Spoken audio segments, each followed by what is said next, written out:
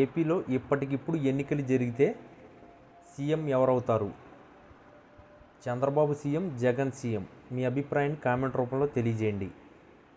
విశాఖపట్నం మధురవాడలోని అత్యంత విలువైన 30 ఎకరాల ప్రభుత్వ భూమిని చట్టం విరుద్ధంగా నామమాత్రపు ధరకే రియల్ ఎస్టేట్ కంపెనీ సత్వా గ్రూప్కు కేటాయించడాన్ని సవాల్ చేస్తూ హైకోర్టులో ప్రజా ప్రయోజన వ్యాజ్యం దాఖలైంది. మార్కెట్లో ఎకరం ₹12 కోట్లు ఉన్న భూమి కేవలం ₹1.5 కోట్లకే కేటాయించారని, వీటిని రద్దు చేయాలని కోరుతూ జీవీఎస్సీ కౌన్సిలర్ మేడపాటి వెంకటరెడ్డి ఈ పిల్ను దాఖలు చేశారు.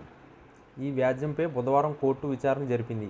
పిటిషన్ తరపున సీనియర్ న్యాయవాది పొన్నవాళ్ల సుధాకర్ రెడ్డి వాదనలు వినిపిస్తూ సత్వా గ్రూప్కు ₹360 కోట్ల విలువైన భూమిని ₹45 కోట్లకే ఆ కంపెనీ ఇచ్చేశారని తెలిపారు. ఆ భూమిలో రియల్ కంపెనీ ఆఫీస్ కార్యాలయాలను నిర్మించి లీజుకి సొమ్ము చేసుకుంటుందని పొన్నవాళ్లు చెప్పారు. అనంతరం భూ కేటాయింపుల వివాదాన్ని సవాల్ చేస్తామని, అందుకు అనుగుణంగా ఈ వ్యాజ్యంలో సవరణలకు అనుమతి ఇవ్వాలని ధర్మాసనాన్ని కోరారు. ఇందుకు ధర్మాసనం అంగీకరిస్తూ తదుపరి విచారణను వాయిదా వేసింది. నకిలీ మద్యం వ్యవహారంలో సీఎం చంద్రబాబు కుట్రలు వెలుగు చూస్తున్నాయని మాజీ మంత్రి, వైఎస్ఆర్సీపీ నెల్లూరు జిల్లా అధ్యక్షుడు కాకాని గోవర్ధన్ రెడ్డి మండిపడ్డారు. నెల్లూరు జిల్లా పార్టీ కార్యాలయంలో మీడియాతో మాట్లాడుతూ నకిలీ మద్యం కేసులో నిందితుడు జనార్దన్ రావుతో ఒక వీడియోను కుట్రపూరితంగా తయారు చేయించి జోగి రమేష్ పేరు చెప్పించడం ద్వారా వైఎస్ఆర్సీపీకి ఆ బురదను అంటించాలని చూస్తున్నారని ఆగ్రహం వ్యక్తం చేశారు.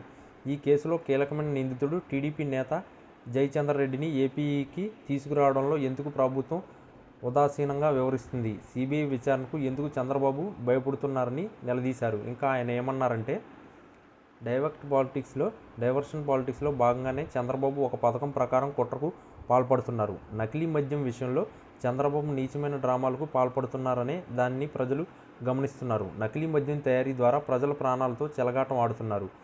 దీనికి కారకులైన తన పార్టీ వారిని కాపాడుకునేందుకు ప్రభుత్వం ప్రయత్నిస్తుందే తప్ప దీని మూలాలను దర్యాప్తు చేసి దానిపై చర్యలు తీసుకునేందుకు సిద్ధంగా లేదు. ప్రజల దృష్టిని మళ్లించేందుకు నకిలీ మద్యం కేసులో జోగి రమేష్ పేరును తెర మీదకి తీసుకువచ్చారు. చంద్రబాబు ఇంటిపైన దాడి చేశారంటూ గతంలోనే జోగి రమేష్పై ఆయనకు అక్కసు ఉంది.